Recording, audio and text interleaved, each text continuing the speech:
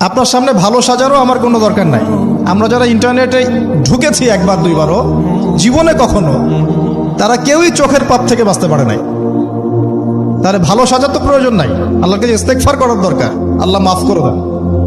তা আমরা কি এই যুগে ইন্টারনেটের এই নোংরামি বেহায়াপনাগুলো থেকে মুক্ত থাকতে পারছি? না।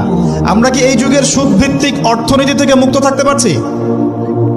আমাদের যুব সমাজ কি এই যে টিকটক বলেন, পাবজি বলেন, ফ্রি ফায়ার বলেন, মাদক বলেন, কিশোর গ্যাং বলেন, এগুলোর ফেতনা থেকে তারা কি মুক্ত? আমাদের মেয়েরা কি ফেমিনিস্ট রেভলিউশনের ফেতনা থেকে মুক্ত?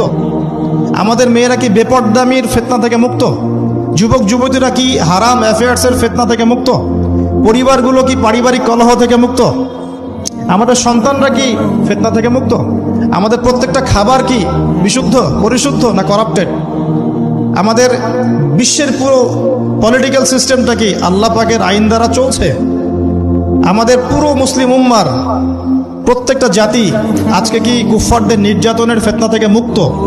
তো আমরা যদি এই ফিতনাগুলো থেকে মুক্ত হতে না পারি, কিভাবে দাজ্জালের ফিতনা থেকে আমরা বাঁচতে পারি? আমি কি বুঝাতে পারছি দাজ্জালের ফিতনা কত বড়? বুঝতে পারছেন?